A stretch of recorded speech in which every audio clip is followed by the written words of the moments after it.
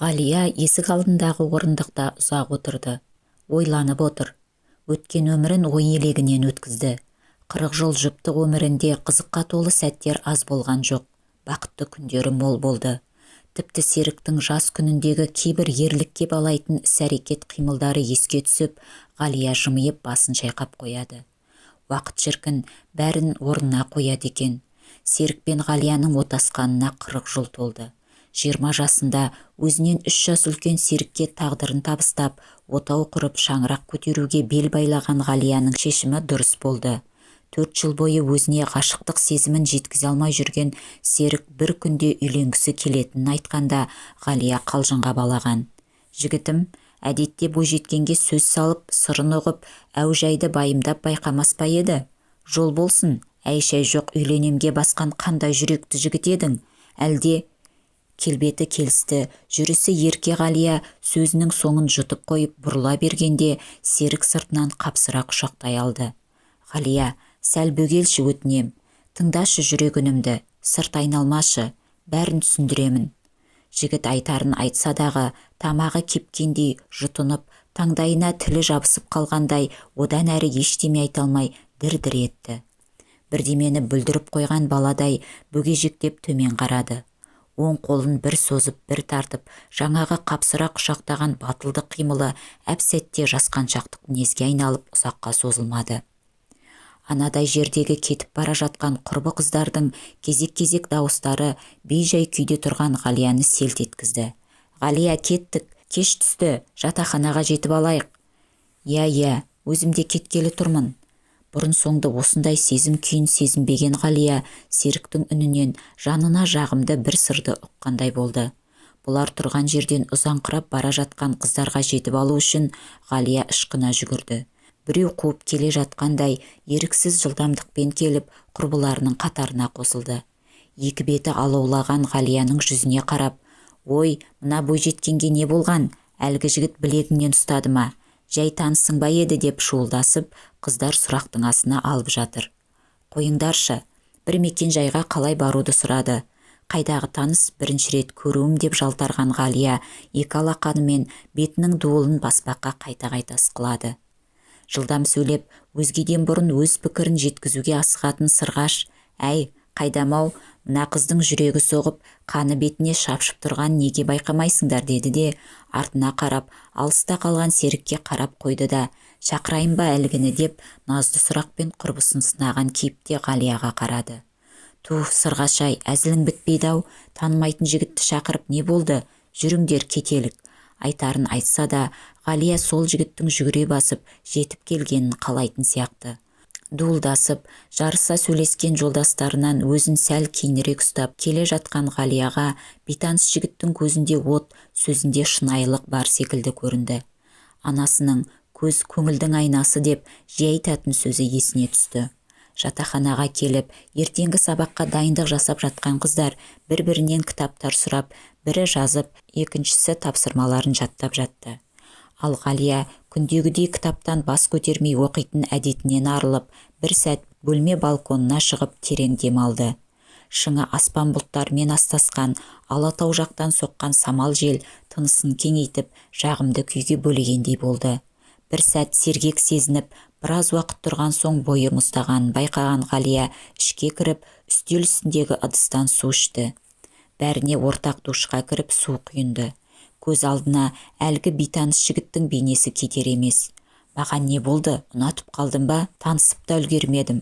Бірақ ол менің атымды атады ғой. Яғни мені бұрыннан бақылап жүрген біреу болды ғой сірә» деген сұрақтар мазалады. Институтты бітірер уақытта келіп жетті. Жапа-тармағай студенттер бітіру кешіне дайындық жасауда. Қыздар әдеттегідей бой түзеп, дене бітіміне лайықты, жарасымды көйлек таңдаса, жігіттер костюм жейделерін ретке келтіруде. Белсенді студенттер тобы 4 жыл білім берген ұстаздарына сыйлық әзірлеу үстінде. Ғалия әулетінде жалғыз қыз болып есейгенмен, көркем мінезді бойжеткен болып бой түседі. Көңілі жомарт, қолы ашық. Ол дәулетті отбасыда жоқшылық пен тапшылық дегенді көрмей өсті. Тал бойына жарасар талғаммен киінеді. Барынша сенімді жүреді. Басқалардай баттитып опа далап та жақпайды. Бүгінде көздің жауын алардай өте сәнді және қымбат көйлекті сатып алды. Заңгерлік мамандықты игерген ол өзі қалаған қызметтің қыр-сырын меңгеруге бар ынтасымен терең білім алып шыққанына сенімді. Ол бірінші курстан терең білім алуды мақсат тұтты және осы мақсатқа жету жолында рухани жан-жақты ізденіс жасады. Кеш түсіп, жатақхана бөлмелеріндегі абыр-сабыр қимылдармен дуылдасқан жастар дауысы саябырсыған сәт болатын. Есік қағылғандай болды. Бәрінен жылдам Сырғаш бірінші баратын әдетімен есікті ашқаны сол. Айттым ғой, сол дегені баж етіп, оң алақынымен аузын басып есікті қайта жаба қойды да Ғалияға қарады. Бар, сол деді тағы қайталап. Бөлмедегі басқа қыздар аң-таң. Жанына келіп, Сырғаш Ғалияны есікке қарай итермеледі. Сырғаштың қылығына ыңғайсызданып, екі иығын кезек-кезек қозғап қарсылық танытқан Ғалияны құрбысы итермелеген бойда есікті айқара ашып дәлізге шығарып жіберді. Есіктен сәл әрірақ бір қырын тұрған бейтаныс жігітті көргенде жүрегі дір етті. Іштей, «Я, сол, шынында, тағы сол», деді өз-өзіне. Жалт қараған Серік Ғалияға жақындай түсіп, «Сәлем, Ғалия. Мен Серікпін. Менің атым Серік». «Я, менің атым Серік», деді тағы тамағына тас тығылғандай жұтынып. Ғалияға жақындауға жасқанғандай әрі қарай бір аттады. «Серік», деді Ғалия сөзін созып, «мені қайдан танисыз? Атымды қайдан білесіз? Жалпы, анығы сіз кімсіз?» «Мен сізге ғашық бір жанмын. 4 жыл, Ғалия, өзіңді білемін». Серік жатақхана дәлізінің қараңғылығын пайдаланғандай батылдау сөйлеп, Ғалияның қол ұшын ұстай алды.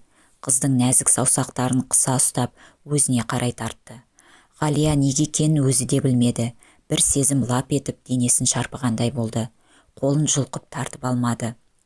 «Ғалияжан, жігітіңнің жоғында білемін, атанаң туралы да білемін. Мен саған үйленіп бақытты өмір сүргім келеді. Менің де мамандығым заңгерлік. Университетті бітірген соң бас қосып бірге жаңа өмір бастайықшы. Қарсы болмасаң, ата-анамды сырға тағуға жіберейін. Үйлену күнін белгілейік». «Қалай қарайсың? Ұсынысым ұнаса, иә деші. Саған бақытты өмір сыйлауға, бақытқа бөлеуге уәде беремін. Жігіттік сөзім». Аң-таң қалған Ғалия жоқ десе, жоғалтып алатындай, иә десе асығыс шешім болатындай бей-жай күй кешті. Мазасы кетті. Тіпті тұла бойы мұздап, артынша ыстығы көтерілді. Алайда қарсылық сезімі қылаң бермеді. Университетті бітіру кеші біткен бойда Серік пен Ғалия неке сарайына барды. Заңдастырып, ерлі-зайыпты атанып, Серіктің үйіне бірақ барды. 4 қыз бір ұлды өмірге келген Толқын ана мен Жалғас әке кезектесе жүріп, үлкен үйдің ішіне бір кіріп, сыртына бір шығып, қуанарын да қорқарын да білмей, «Әй, Толқын», деді. Артынша, «Тәуба, осы күнге де жеттік-ау» деп бірнеше рет қайталай сөйлеп жүр. Абыржымай, толқымай қайтсын. 4 қызы өз алдына өріс кеңейтіп тұрмыс құрып кеткен. Барлығы да алысқа ұзамаған. Осы қала маңында, бірі қаланың өзінде. Бәрі де бақытты, балалы шағалы. Жалғас қария үлкен қызметте болған. Қазір зейнеткер, елге танымал азамат. Толқын ана да жоғары білімді, ұстаздық қызметтің қызығы мен шыжығын көрген. Республика дәрежесіндегі зейнеткер. Тұрмыстары жақсы, дәулетті отбасы. Тек осы Серіктің үйленуін асыға күтіп жүргенді. Ақылы мен білімді серік еткен Ғалия ибалы келін атанып, заңгерлік қызметті де дөңгелентіп әкетті. Әулет дәстүрін жалғастырып, бұлар да 4 қыз бір ұлдың ата-анасы атанды. Балалары жоғары білім алып, жоғары қызметтерді атқаруда. Жалғас қарт немерелерін көріп, 80 жасында дүниеден озды. Қазір Толқын әжей 95 жасты артқа тастап, 90-ның алтауына аяқ басты. Серік пен Ғалия барын салып, аналарын қатты күтіп жағдайын жасады. Ішкені алдында, ішпегені артында Толқын әже, Құдай қосқан қосағы, асыл жары Жалғас әке қалай дүние салды, солай өзгерді. Ол кісінің бойындағы өзгерісті жауапты қызметте жүрген ұлы мен келіні байқамады. Күні бойы 2 қабатты зәулім үйдің ішінде бір өзі қалатын әжей кейде дәрігерлік жәрдемді де қажет ететін болды. Қариясы бар кезде еш сырқат сыр бермеген Толқын әже мазасыз күй кешетінді шығарды. Баласы мен келініне жұмысты қойыңдар дегенді шығарды.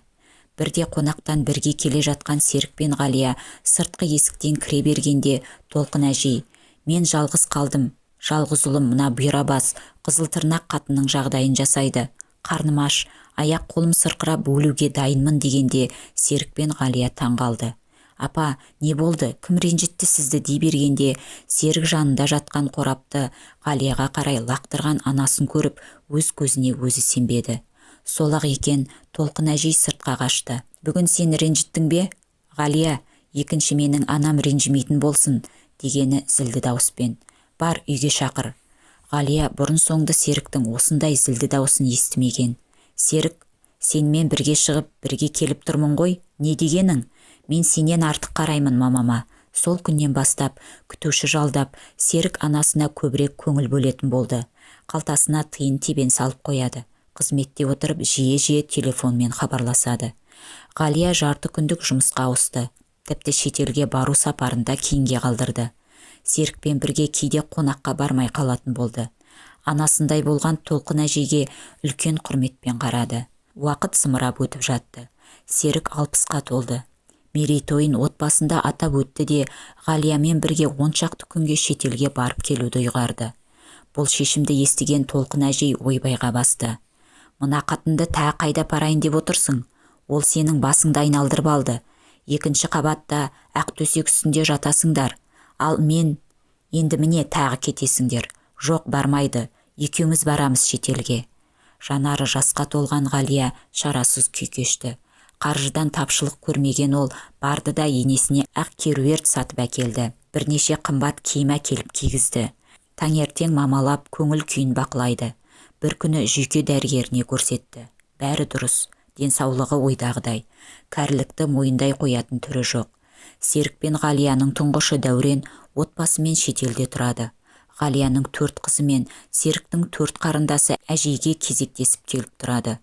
Толқын әженің күннен күнге ауырмайтын жері болмады. Күнде білікті дәрігерлерді шақырып, Ғалия жаны қалмай емдетеді. Барлық дәрігер әжейдің денсаулығының дұрыс екенін айтады. Серік жүрек талмасынан ойламаған жерде дүние салды. Зәулім үйде Ғалия енесімен қалды. Серіктің 40-ы өтті. Елге сыйлы азаматтың жаназасына 1000 жарым адам жиналды. Ғалия да ұйқысыз күндерді басынан өткізуде. Толқын әжей үй күтушінің қолынан аула сыпыратын сыпырғышты тартып алып, баспалдақты өзім сыпырамын деп жүріп құлап қолын сындырды. Ол кездейсоқтықты да Ғалиядан көрді. Ғалия күтуші болса дағы бір дәрігер үйде болсын деп ақы төлеп үйде жалдады. Өзі де қызметке кеш барып ерте келетін болды. Толқын әжей қыздарына барса, олар анасының қылығына шыдай алмай Ғалияға әкеліп тастайды. Бірде әбден қалжыраған Ғалия Серіктің кіші қарындасына: Райла, мамама ешқашан сен қараған жоқсың ғой, бірер күнге алып кетіп күтсең болар еді. Жұмыс істемейсің ғой, мен іссапарға барып келейін деп өтініш айтты. Жоқ, Ғалия, ол кемпірдің қылығына мен шыдай алмаймын. Роза тәтем айтқан, бір шыдаса Ғалия ғана шыдайды. Сендегі шыдамдылық бізде жоқ. Іссапарға бармай-ақ қойсаң болмай ма? Серік барда да тынбайтын едің, жер суды аралап. Енді зейнетке шыққанда отырмайсың ба, қырсық кемпірге қарап деп, бірден ат тонын ала қашты. Ғалияның жүрегі шымыр етті. Туған анасын қырсық кемпір деп отырған бөтен емес туған қызы. Міне қызық, ешқашан перзент ретінде аналарына бір құрмет көрсетпеген қыздарының айтары да осы ма? Серіктің тірі кезінде жиі келетін еді. Енді керісінше жалғыз ұлынан айырылып, қайғырып отырған аналарының жанына жақын болуға тырыспай ма? Безбүйрек ұрпақ деп осындай қыздарды айтатын шығар сірә. Ғалия әлгі жаңағы сөздерден бір ой түйіндей алмай бей-жай күйде отыр. Адал жарының аяулы анасы ғой. Әрине, мен қарамай кім қарайды? Анасын ардақтап, батасын алған келіннің болашағы жаман болмайды балам. Сен де анасың деген әкесінің сөзі ойына оралды.